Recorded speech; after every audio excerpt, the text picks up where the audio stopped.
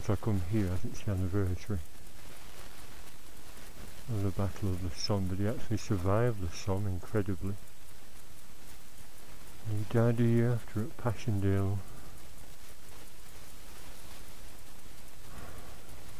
In a sea of mud, that's all it was, a battlefield. They were bogged down and picked off by the German machine guns and the German artillery. And we're always told a story when we were little, and my grandmother was as well.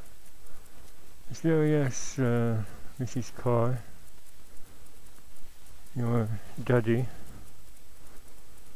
was in the trenches and he stood up to show his friend a picture of you as a baby and your mother, and as he stood up a sniper shot him in the head and he died instantly.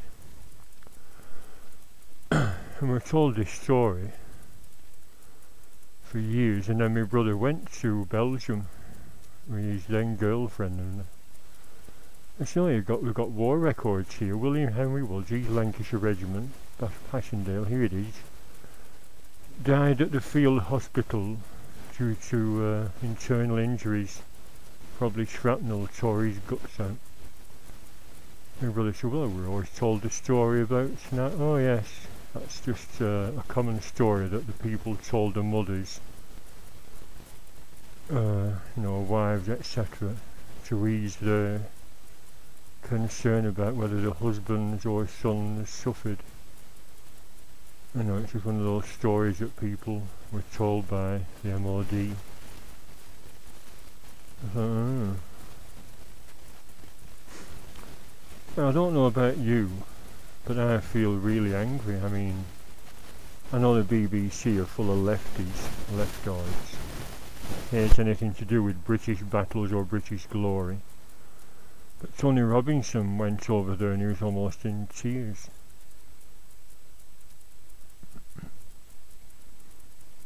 And he said that the First World War was just a disgraceful waste of life. Bloody Archduke Ferdinand got shot in what's now or what was then, or whatever, the Balkans, Yugoslavia area. And the Prussians threatened something or other, then they invaded the area. And they were backed up by the Austrian something, I don't know the bloody story. There's a bloody story as well. But yeah, they all started backing up opposing sides, and of course Germany backed up one side, France backed the other, Germany invaded Belgium, so we stepped in. But Tony Robinson hinted that the authorities here said, we've got rather a lot of unemployed, rather troublesome, aren't they? Because the Liverpool dockers were rioting in 1912 and they sent the troops in and shot a few. And he said that was just a cynical ploy to exterminate the working class. You will advance towards enemy machine guns, and if you don't, you'll be shot for cowardice tomorrow by your own men. The blow of the whistle, and we've all seen Blackadder that Tony Robinson was in, of course, playing Baldrick. But World War II were killing the bloody madmen led by Hitler, nutcase. And we freed the world, not that we've got much thanks for it, because everyone hates British for some reason. Probably because they think we're sticking our noses in.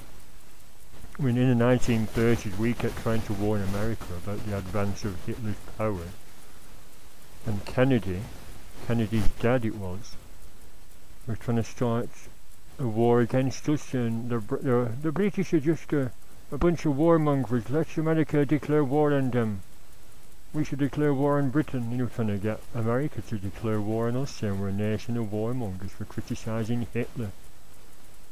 And of course the Irish were sort of allies to the Nazis. They let the U-boats refuel in the Irish harbours. Fact. And they said the Lusitania was only torpedoed because the U-boat that sunk, the Lusitania, was allowed into Irish harbours and refuelled, and the sailors were all welcomed. Oh, come in, give them British boys a good hammering, won't you?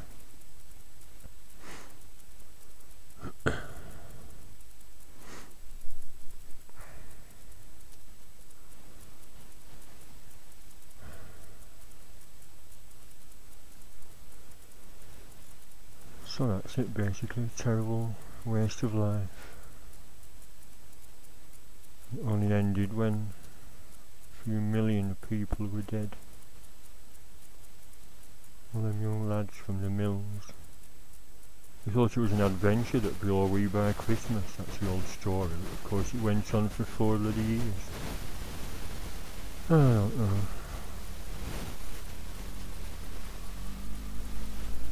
So my great-granddad, William Henry Woods, 27 he was, and my poor old gran never got over it. Where's Daddy, where's Daddy, when's Daddy coming home? She was only 5. And my great-gran, she was called Jane Hanson, well, you know, she was called Jane Woods, and then she remarried and became Jane Hanson, but my grandma always said, I never liked my stepfather. I wanted my real dad back.